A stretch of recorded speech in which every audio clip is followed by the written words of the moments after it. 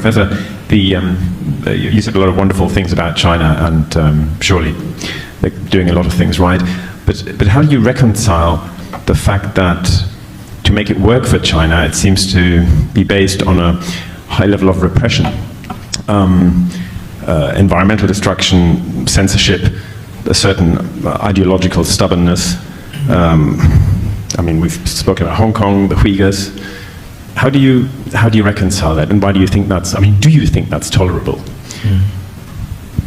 Thank you. I'm really glad you asked that question, because your question captured very well the Anglo-Saxon media's perception of China.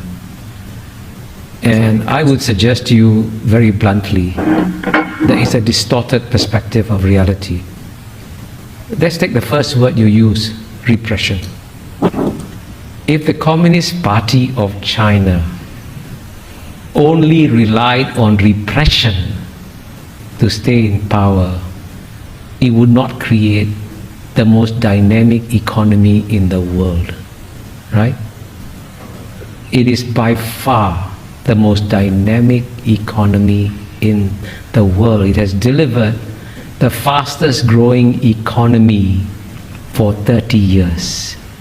And it has done this by educating the Chinese people to a level and extent that the Chinese people have never been educated ever before.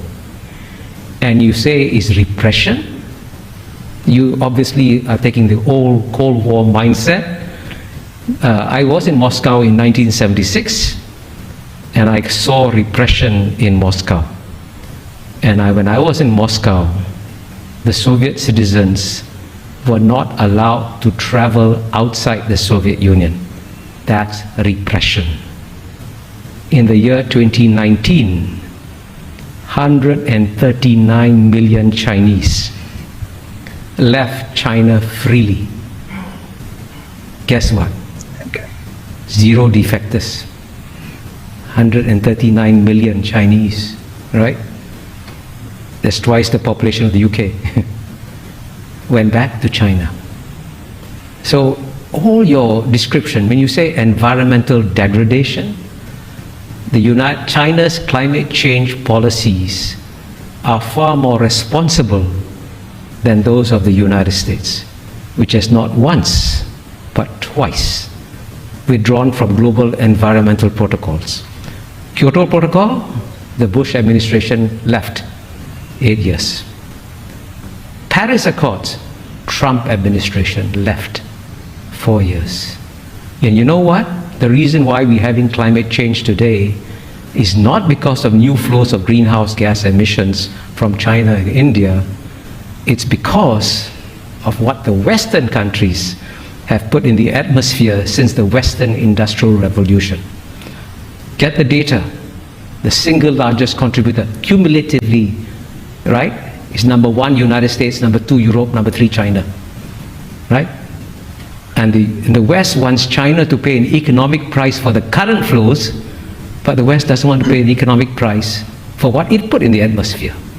You want to deprive the Indians of electricity when the United States could just, by the way, if the United States could impose $1 a gallon tax, that would save the world. Cut down gasoline consumption, raise money for investment in green technology. Simple solutions. And by contrast, the largest reforestation program in the world is carried out by China.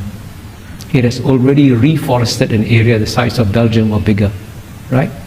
So all your descriptions capture the natural distortions of China that you get in the Anglo-Saxon media, which violate the rules of the Enlightenment, which say that you must be rational, calm, and objective, especially in understanding your adversary. And if the Chinese were as stupid and as incompetent as you describe them to be, don't worry about them. But I can assure you, you are now dealing with a far more intelligent and rational actor that doesn't fit any of the Anglo-Saxon categories that you applied to them. Please forgive my bluntness. 抖音